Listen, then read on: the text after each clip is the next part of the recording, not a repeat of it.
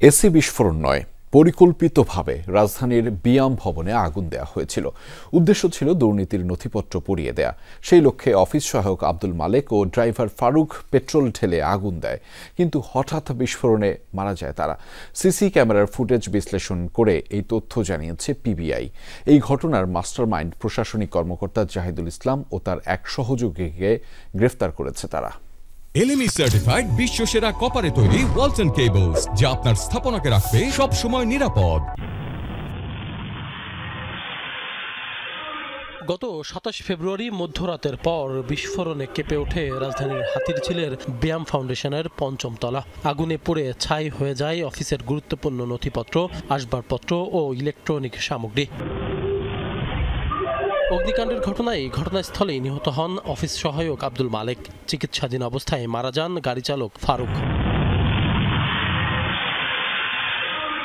নিহতের পরিবার ও সমিতির পক্ষ থেকে অজ্ঞাতনামা আসামিদের বিরুদ্ধে হত্যা মামলা দায়ের করা হয় হাতিরঝিল থানায়। তদন্তের দায়িত্ব পায় পিবিআই।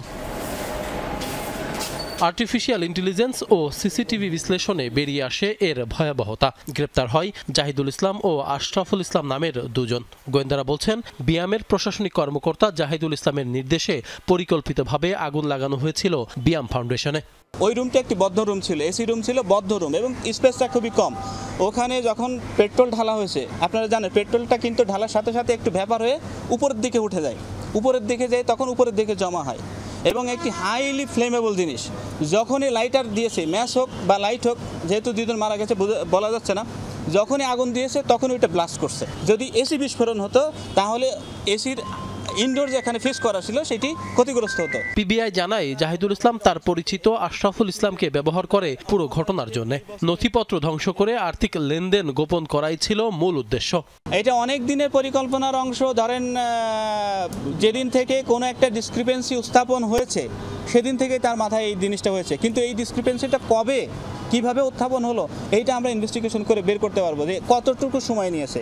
আর আশরাফ এবং জাহিদ একই এলাকার, একই ডিস্ট্রিক্টের, তাদের পূর্ব পরিচয় ছিল। আশরাফ ঢাকায় থাকতো, এই সুযোগটাই জাহিদ নিয়েছেন। গোয়েন্দারা জানিয়েছেন, এই ঘটনায় আরও কেউ জড়িত আছে কিনা তা খতিয়ে দেখা হচ্ছে।